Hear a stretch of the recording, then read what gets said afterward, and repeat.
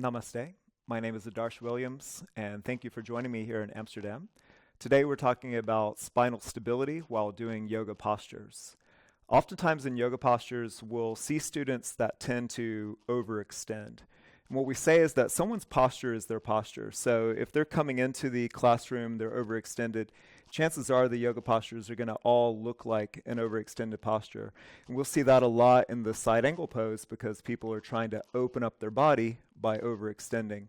The other fault that we'll tend to see is this under extended position where people are tucked forward like that. We call it like the pooping dog position. So this is another fault in which the core has essentially collapsed on itself. A good marker for figuring out how to get your spine into a stable position is to use the two-hand rule. You would basically put one hand at your belt buckle, one hand at the base of your chest, and that gives you a good reference point for where the neutral position is. If I stand overextended and I give myself a squeeze of the butt, and then just a little tone of the abdomen, it brings the ribs down, and then I end up in a level two-hand position.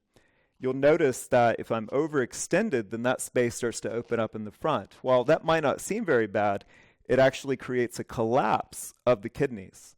Similarly, if I'm collapsing forward here, then clearly the breathing will be compromised. Everything starts to shut down here. So the ideal is the two-hand rule, where we start to check our positions based on this. You can even add an imaginary third hand, which would be good for the head, and you could start to figure out your head position in different asanas. So using these reference points gives you a good sense of what the neutral alignment should be in your yoga postures. One of the exercises that's effective for figuring out where a stable spine is the hollow body.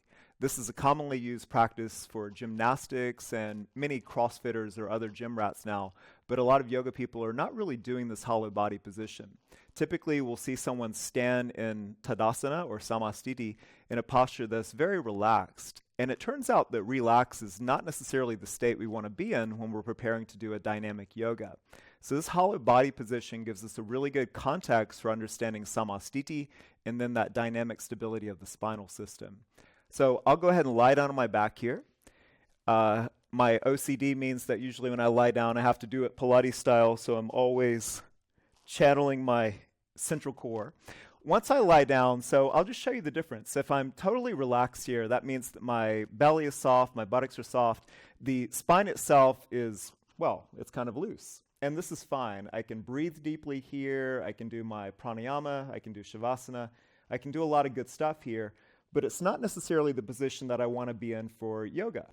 So to get into the stable position, I'm going to begin with bending the knees. The feet are straight under the knees, and I can tilt and tuck the pelvis.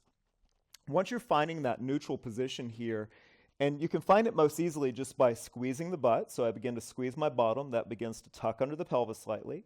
To get my abs to squeeze, I'm going to start bringing my head up, and I'll look into the navel. Okay, so that automatically starts to fire up my abdominals and my glutes. So I'm pretty good already. Just for support, I'm going to place the hands behind the head. I can then push the head slightly back, but I never want the abs to turn off.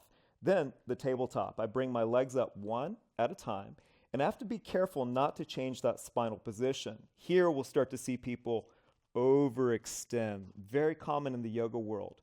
So instead, we want to err a little bit more toward tucking. It is a flexion position after all. So I want to stay here really strong. Then the test becomes getting my legs to straighten. As I straighten my legs and then gradually lower down, I have to continue stabilizing my system against that moving leverage. As I get progressively heavier, my abs have to really work, my glutes have to really work. And then at the very end, I'm just going to show you if I turn off how the entire system begins to relax. So in yoga, we would say to never really relax the body. We would always want to maintain a dynamic stability throughout the system. I'll show you that one more time. So I'm going to begin with my neutral position. The pelvis can be organized to neutral here. I'm going to lace the fingers. I'll lift the head up and look into my navel. So I'm going to get really tight here already. The lower shoulder blades are being pulled down. My abs are really on. My glutes are on. And then one at a time into the tabletop position. This time I'll make it more challenging. I'm going to extend the knees, then extend the arms. I'm going to keep my head up so I can keep the abs on. Inhale and exhale as I start to lower simultaneously the legs and the arms. Squeezing the heels, maintaining position all the way through. And then at the end, I can let go again. So this gives me a good template for what that dynamic stability should feel like during my yoga asanas. It might not be quite as strong during many of the more comfortable postures, but I should have some sense of where the stable point is. From the hollow body position, we're going to now try to apply the same technique of dynamic stability while standing. One of the classic ways of doing this is through Tadasana, or the tiptoes pose. What I need to focus on is stabilizing my spine by engaging my glutes and keeping my midsection online. To get the glutes to engage, all I have to do is point my toes. So I'll start with the heels together. This is the classic Pilates V setup. And then I'll move the hands in front of me. I want to keep the shoulders locked in. I'll talk about that in a moment. And my abs are online. Then I inhale, shift into the balls of the feet, and I start to move up. I need to keep all of this engaged. And now the tricky part for me is to move the arms overhead without changing the position of my rib cage, which wants to lift up in the front. So once I finish overhead, I could stay here for 15 minutes or longer even. And I want to maintain the stability through the system. I'm always breathing, of course, because it's yoga. At the end, I'll just come on down and reset. I'll show you that from the side profile. Same drill. I want to always begin by squeezing the heels together. That should get my glutes active. I've got my midsection engaged, the front ribs pulled down. The hands in front, keeping the shoulders locked in. Weight moves into the balls of the toes, and up I go. Keep squeezing the heels together. Keep squeezing the inseams of the legs. Maintaining position, I'll start to move the arms overhead. Here, I'm careful to keep the rib cage pulled in. As I move the arms back, keep the eyes level, the head level, and of course, keep breathing. At the end of the set, I simply move back down to the heels, and I have my Samastiti position. Now we've talked about the spinal stability dynamics. We want to talk about how to stabilize the shoulder. The shoulder is a complex joint in which we give up a lot of our stability for the ability to move, the ability to have mobility. Many yoga people will tend to correct their shoulders or overcorrect their shoulders by pinning them back. And of course, this is normal because many of us walk around like this, shoulders rounded forward. On the tiny person, it may look like this. And then, of course, there's the big buffed out look. We call this the New Jersey. Either way, that's not really an organized position. The easiest way to correct the shoulders is by opening a newspaper. Basically, we're creating external rotation in the humerus, and that helps to set the shoulders into a more normalized angle. This corrects the problem of me pinching back the entire girdle. All I have to do is add rotation. What's really nice about adding rotation here is that I don't have to move or adjust anything else. I just need to remember one principle, which is opening a newspaper. And this, of course, looks like the classic yoga meditative posture. We would sit with the palms turned up on the knees. So rotation is one way to stabilize the shoulder. The other is by using the underside of the shoulder. In some traditions, this is called the mula bandha of the shoulder, or Jill Miller calls this the bra strap or the bro strap. So I've actually adapted that term as well. The bra strap muscles are going to keep the shoulders locked back and down. So what we'll see is this. If I were to move my arm forward, and this could really be any position, I could be doing chaturanga where I'm bearing weight, I could be doing a downward dog. The tendency is for the entire girdle to move forward. You can see here how it's all moved forward. I would then use these muscles underneath the shoulder to lock it back and down. So this becomes a really important cue for me when I'm reaching my arms overhead. Let's say I'm doing the side angle posture. In the side angle, I would have a tendency to really reach through my arm. So I would tend to get a lot more tension, a lot more elevation here. Instead of only reaching through the arm, I also want to think about locking, pulling the arm back and down. If I were doing my boat pose, let's say, the arms were in front of me here, there's a real tendency for the shoulders to come forward. Instead, I want to think about driving the boat. If I were driving my boat, I would create external rotation off the wheel, and then I would think about rotating and locking the shoulders back and down.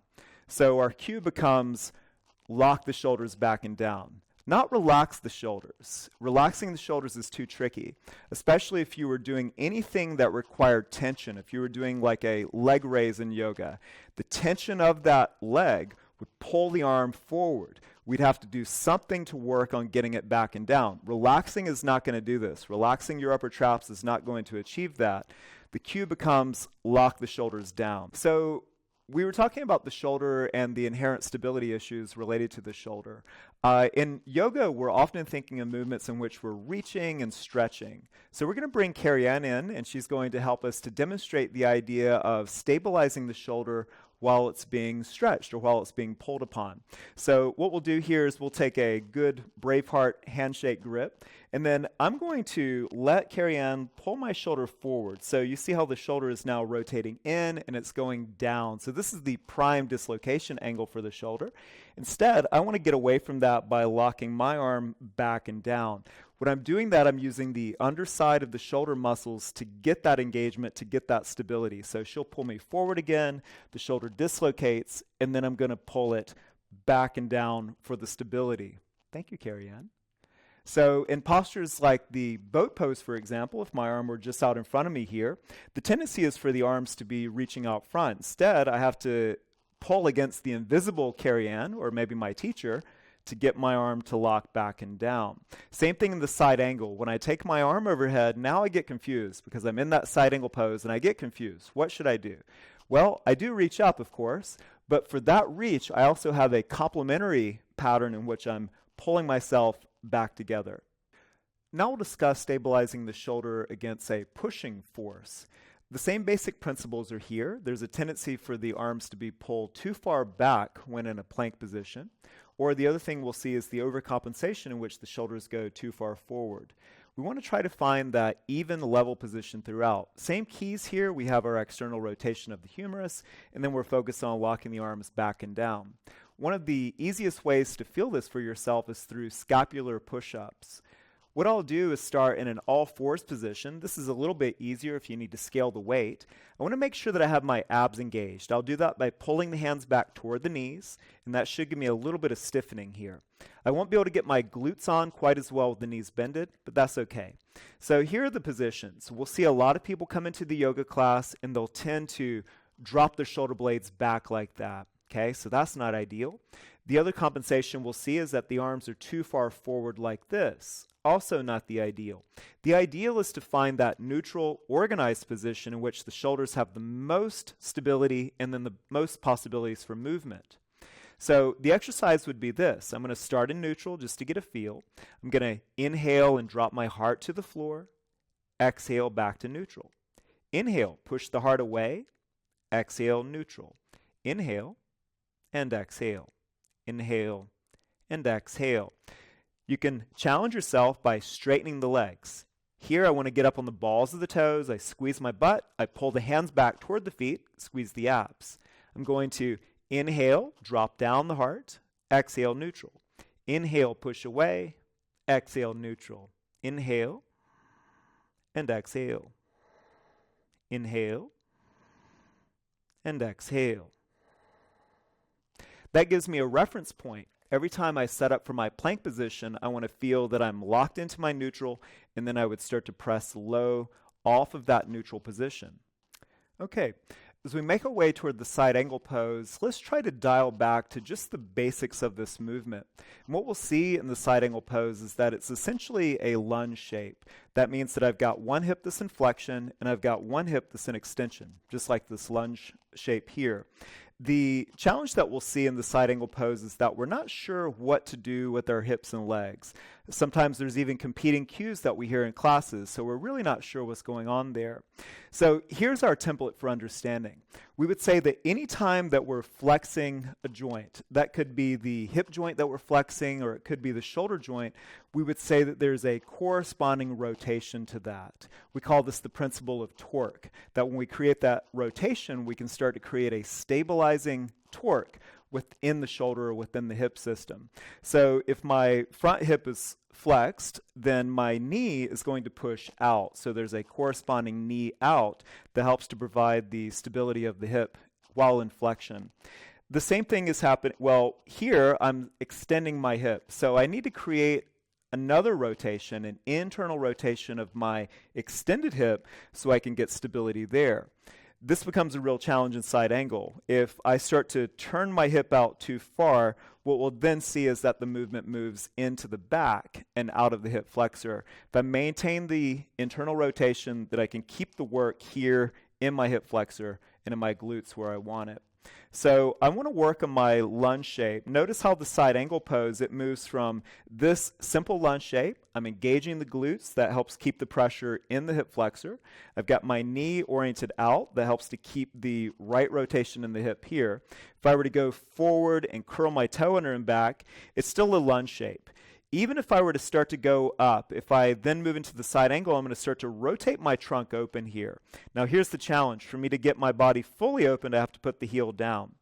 But what I want to do first is just move this arm over to the inside, and then I just want you to see what happens here. There's a corresponding rotation of the trunk and eventually the femur, but I'm not yet doing it. So you can just see how it's still basically a lunge shape. As I move into a more classic side angle, I would then put my arm to the outside here. I would lift up that knee and back, and then I'm going to add that rotation of the heel. I'm going to turn and pivot my heel toward the floor. Now, as I do this, I have to keep watching that knee that it doesn't buckle in. And this is where we see people go astray. There's a tendency in yoga to focus on opening that back hip up too much. But notice what happens if I'm continually pulling my back hip, then my knee in the front starts to go into that valgus shape, and we know that's the weakest position. So we want to keep orienting the knee out, even if the hip doesn't rotate. That's totally fine. My femur maintains the internal rotation, that's the stability force, but just to get the foot down, I do have to add that external rotation. The way we think about this is like the rotor on a helicopter. You have the main rotor, so we'll call the main rotor the internal rotation that's happening here, and then you have the secondary rotor, which provides a complementary force that helps stabilize the entire position. So this is our primary rotation, our primary rotor, and then we add this movement, which is the secondary rotor, and as long as I don't add too much of either, then I should get a balanced position. So if I'm doing the side angle pose, I'll again start in my lunge shape here, opening up. I want to keep watching the foot, knee, and hip here. Might even have to get a little bit longer in my stance so I can get that hip down level to the knee. And then I should be able to start working from the psoas and start to open up without changing anything in my body. As I move into the side angle pose, I would check the two-hand rule again, make sure that I'm still in stability in the spine. And then when I reach the arm over, it's not just the reach of the arm, but it's also the pulling back and down action of the shoulder that gives me stability. So the side angle pose I can see as a lunge, and then I add just a little bit of rotation to help me complete the position. Okay? So this is the side angle pose in action. As I set up, I'm essentially setting my feet, my foundation, always stable through the spine. I can even check that two-hand rule here as I inhale. Then on the exhale, I'm going to bend that right knee. So I'm getting into that 90-degree angle here, work on getting that hip a little lower. And then when I go to that side, that back hip is going to be turned in, not pinned all the way back, but it will be turned in. And then as I go over, I'm going to move my arm real easy-like. It looks like the Akum position in the sun salutation. And then I work on locking the shoulder back. As I'm locking that shoulder back, my trunk rotates open. And now I begin this negotiation back and forth between the hips. I want to keep this right knee pushed out into my arm. That's going to help me to create more torque at the hip. And then I have my back leg internally rotated. And then the bottom part of the leg, the foot, externally rotates to get the outer heel down. Checking the two-hand rule here. Should not change any of my spine position. So instead of moving into the overextension, which is really common here, or overflexion, I maintain pretty much the same angle throughout. After the 5 breaths, I would stand, and I would try the other side. Bending that knee, getting into that 90-degree knee out shape, going to the side. The arm moves over real easy-like, and not just reaching, but also locking the arm back. So I tie the arm to the leg via the psoas. 5 breaths there, always strong through the back leg. That way, when I get ready to come up, I've got enough energy. And always stable in samastiti. Great. So to summarize, our real key principles are around spine stability. We can use that two-hand rule as a great reference point for spine stability. Getting stability of the shoulders is attained through external rotation and then locking it back and down. Hip rotation, if the hips are flexing, we want to rotate out. If the hips are extending, we want to rotate in. And these simple reference points gives us some idea of how we might find the best position when we're doing any of the asanas.